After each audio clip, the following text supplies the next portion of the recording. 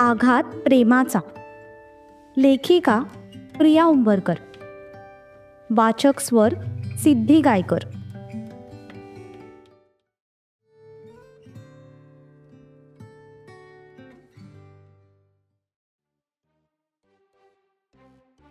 मामा, पोटभर जेवा हा, अजिबात लाजू नका. इकडे शिवा पुन्हा एकदा दिवाकर रावांजवळ त्यांच्या खास पाहुणचारासाठी पोहोचला होता. मी का लाजू? माझ्या मुलीचं घर आहे हे. अहो हो, तुमच्या मुलीचंच घर आहे, पण थोडं जपून हा, नाहीतर उगीच अपचन व्हायचं. इतकी वर्ष तुमच्यासारख्या माणसांना सहन करतोय, तुम्ही पचवू शकता तर जेवण पण पचेलच की. खरं खरं सांगा मामा, आम्हाला टोमणे मारल्याशिवाय जेवण पचत नाही ना तुम्हाला? कोई नाही. तसं बघायला गेलं तर मला पण तुमच्याशी हुज्जत घातल्याशिवाय करमतच नाही. मला असं वाटतं ना की आपली जोडी नरकातच बनून आलेली आहे. तू गेला असशील नरकात, मी कशाला जाऊ? तुमच्यासारखे मी काय काळे धंदे करत नव्हतो किंवा लोकांना मारलं पण नाहीये मी. हे भगवान, सारं जग 20-25 वर्ष पुढे निघून गेले, पण तुम्ही अजूनही तिकडेच अडकून आहात. अहो मेणबत्ती मामा, झाली की आता या सगळ्याला कितीतरी वर्ष. विसरा ते सगळं. अहो आज तुमच्या नातवाचं लग्न आहे, ते एन्जॉय करायचं सोडून तुम्ही काय जुन्या गोष्टी उकरून काढताय? मी उकरून काढत नाहीये, तूच म्हणालास ना आपली जोडी नरकातून बनून आलेली आहे. त्याला मी फक्त उत्तर दिलं. एक गोष्ट मी खरं खरं सांगू का मामा, मी ना माझ्या बायकोला इतकं मनवत नाही जितकं मी तुम्हाला मनवतो. तुम्ही जर मुलगी असता ना तर मी तुमच्याशी दुसरं लग्न केलं असतं. हो घाबरू नका, तुम्ही मुलगी असता तर म्हणालो मी, पण आता नो चान्स. तुम्ही नात्याने माझे सासरे आहात आणि मी तुमचा लाडका जावई. बरं काही हवं असेल तर मला आवाज द्या हा, मी आहे इथेच तुमची सेवा करायला.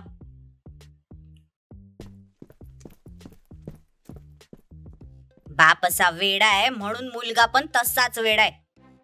देवा, माझ्या मुलींसाठी तुला हेच घर शोधायचं होतं का रे?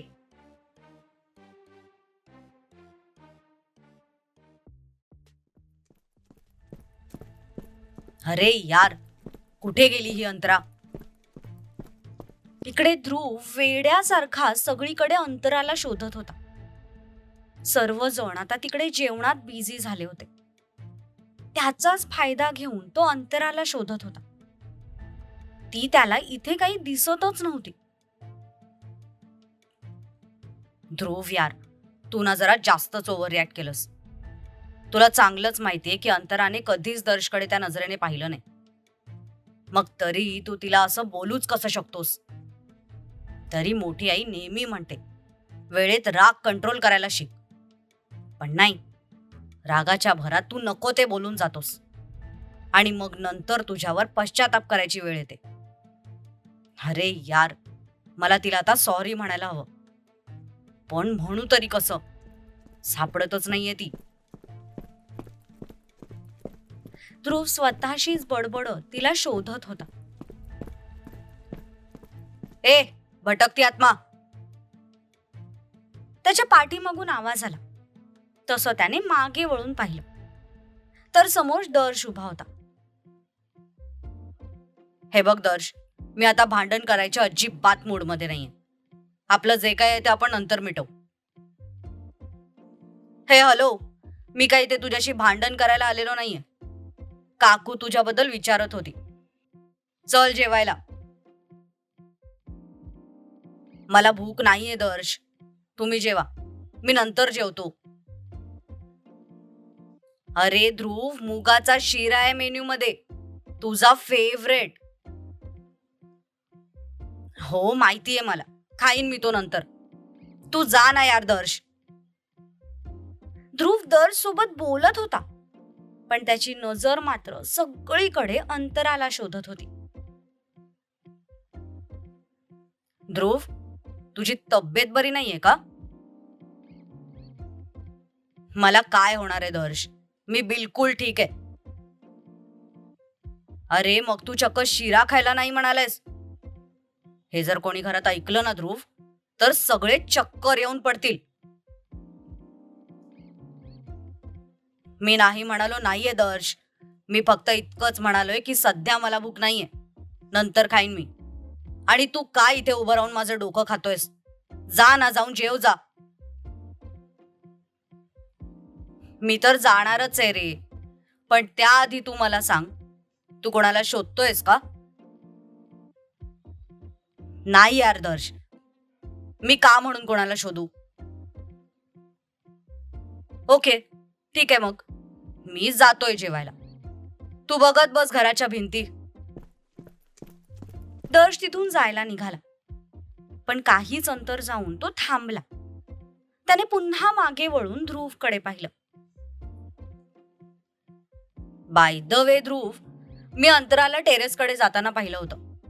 तिला पण मी जेवणासाठीच विचारलं, पण ती सुद्धा तुझ्यासारखीच भूक नाही म्हणाली. तुमच्या दोघांची भूक आज काय सोबतच सुट्टीवर गेलीये का? हसो, मला काय करायचंय, मी जातो आपलं जेवायला. दर्श खांदे उडवतच तिथून निघून गेला, पण जाता जाता तो ध्रुवला अंतराबद्दल अपडेट देऊन गेला होता.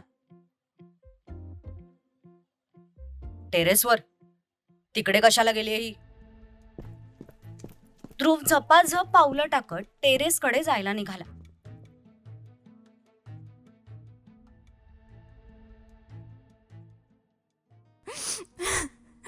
मूर्ख, इडियट, बिंडोक, बेअक्कल.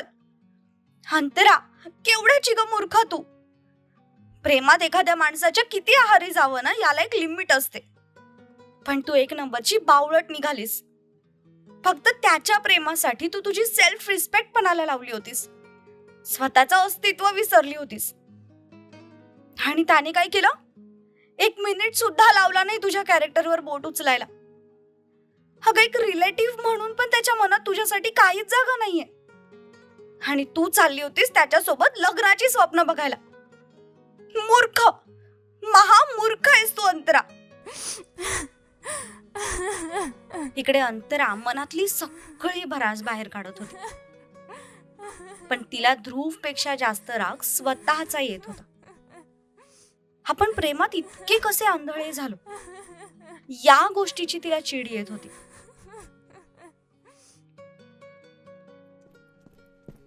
इकडे तिला शोधत ध्रुव सुद्धा वर आला, पण टेरेसच्या दरवाजात त्याची पावलं थांबली. समोर अंतरा मुसमुसून रडत होती. लहानपणापासून सगळे आम्हाला चिडवायचे, आणि मी मूर्ख त्या मस्करीला खरं मानून त्याच्यात गुंतत गेले. त्याने फक्त एकदा माझ्याकडे बघावं म्हणून मी मुद्दाम त्याच्या समोर जायचे. त्याने चुकून जरी कधी माझ्याकडे बघून स्माइल केली ना, तरी माझ्यासाठी आकाश ठेंगणं व्हायचं. त्याच्याबद्दलचं आकर्षण प्रेमात कधी बदललं मला कळलंच नाही. मी वेड्यासारखी त्याच्यावर प्रेम करू लागले, आणि त्याने 1 सेकंद सुद्धा लावला नाही मला आकाशातून जमिनीवर आणायला.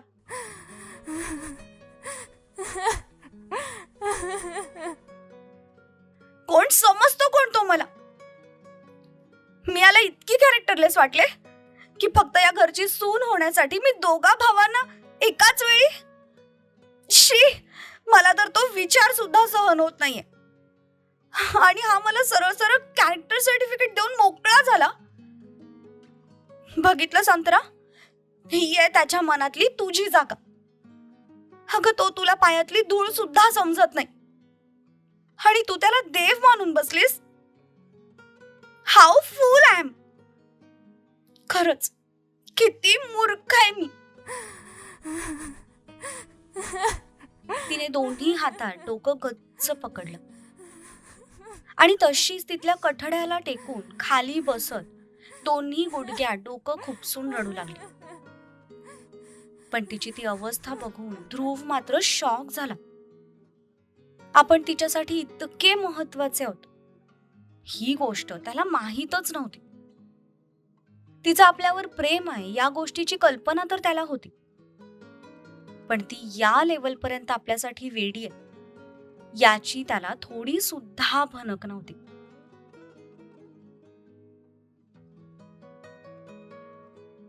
ध्रुव, यावेळी खूप मोठी चूक केलीस तू. भलेही तुझं तिच्यावर प्रेम नाही, पण ऍटलिस्ट तिच्या प्रेमाचा अपमान करण्याचा तुला काहीही अधिकार नव्हता. तिच्या कॅरेक्टरवर बोट उचलण्याचा तुला खरंच काही अधिकार नव्हता.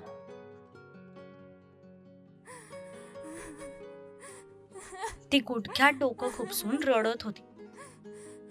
तितक्या तिला तिच्या जवळ कोणीतरी आल्याचा भास झाला. तिने लगेच मान वर करून त्या दिशेला पाहिलं, पण समोर बघताच तिचे डोळे आश्चर्याने मोठे झाले. तिच्या शेजारी ध्रुव बसला होता. आय एम सॉरी अंतरा. त्याने तिच्या गालावरचे अश्रू अंगठ्याने पुसले, पण ती मात्र अजूनही भ्रमिष्ठासारखी त्याच्या तोंडाकडे बघत होती. तिला तो तिचा भासच वाटत होता. आज पहिल्यांदा त्याच्या तोंडावर तिने इतकं गिल्ट पाहिलं होतं. त्यामुळे जे काही घडतंय ते खरंच घडतंय की आपलं स्वप्न आहे तेच तिला समजत नव्हतं.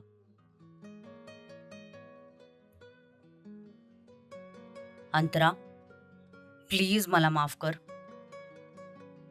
त्याने दोन्ही हातात तिचा चेहरा पकडला. पुढे होऊन तिच्या कपाळावर ओठ टेकवले. तसे तिने डोळे गच्च मिटून घेतले. थोडा वेळ ती त्याच अवस्थेत बसून राहिली, पण हळूहळू तिला त्याचा स्पर्श दूर झाल्यासारखं जाणवलं. तसे तिने हळुवारपणे डोळे उघडायला सुरुवात केली.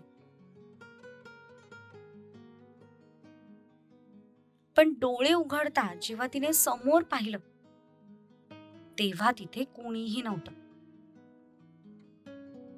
तिने उभं राहून आजूबाजूला बघितलं, पण पूर्ण टेरेस रिकामा होता. अंतरा, स्टॉप दिस नॉनसेन्स, ओके? अजून पण अक्कल ठिकाणावर नाही आली का तुझी, जे तू हे सगळं इमॅजिन करतेस? स्वतःलाच बोल लावत तिने डोळे पुसले आणि खाली निघून गेली. पण ती जाताच दरवाजा मागे लपलेला तो बाहेर आला. हे काय करत होतो मी? मला तर तिला फक्त सॉरी म्हणायचं होतं. मग मी तिला कपाळावर किस का केलं? तो स्वतःच्या केसातून हात फिरवत अस्वस्थपणे फेऱ्या मारत होता. पण तिचे ते अश्रू त्याच्या मनावर खोलवर वार करून गेले होते, हे मात्र नक्की.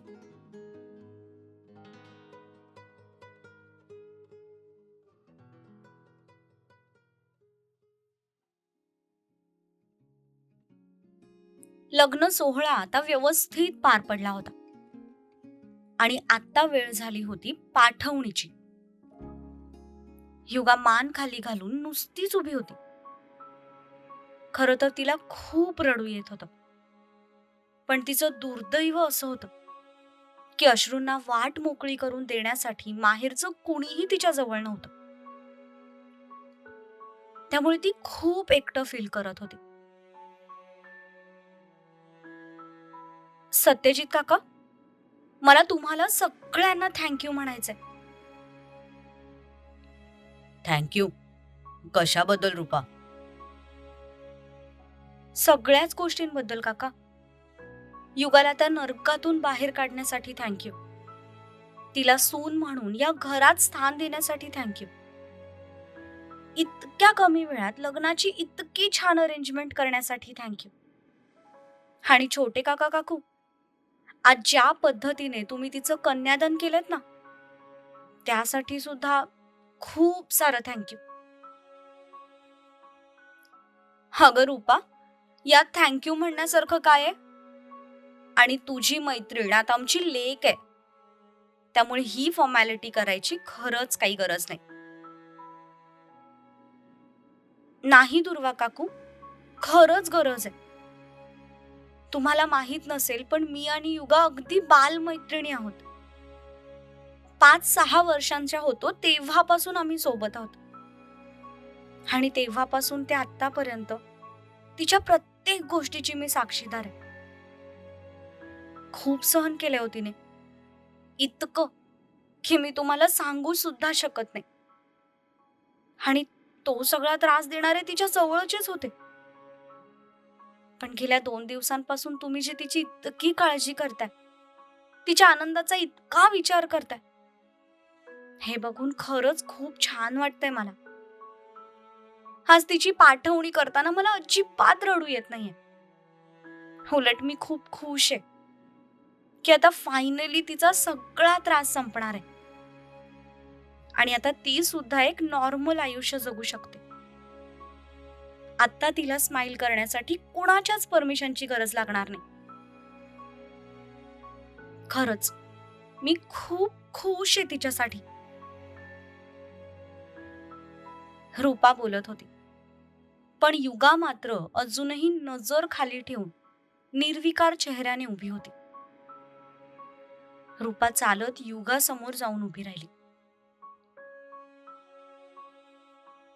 Wish you very happy married life युगा. पण रूपाच्या शब्दांनी इतका वेळ मान खाली घालून उभी असलेली युगा काहीही उत्तर न देता सरळ तिच्या गळ्यात पडली आणि दोघीही रडू लागल्या.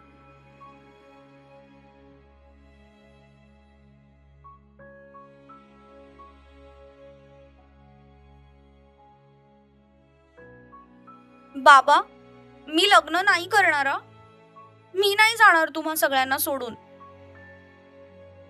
त्या दोघींना असं रडताना बघून जीवाला सुद्धा रडू आलं. ती लगेच शिवाला बिलगली. डोंट वरी बच्चा, तू इथेच राहणार आहेस आमच्या जवळ. शिवाने खाली झुकून तिच्या डोक्यावर ओठ टेकवले. त्याने तिला जवळ घेतलं. सगळ्या पाटील फॅमिलीचा जीव ज्या पोपटात होता, तो पोपट म्हणजे जीवा होती, सगळ्यांची लाडकी. त्या दोघींना असं रडताना बघून सक्षमला अजिबात चांगलं वाटत नव्हतं. खास करून युगाचे अश्रू त्याला त्रास देत होते. तशी त्याने लगेच स्वतःची मान दुसरीकडे वळवली. वातावरण थोडं इमोशनल झालं होतं, पण दुर्वाने दोघींनाही शांत केलं.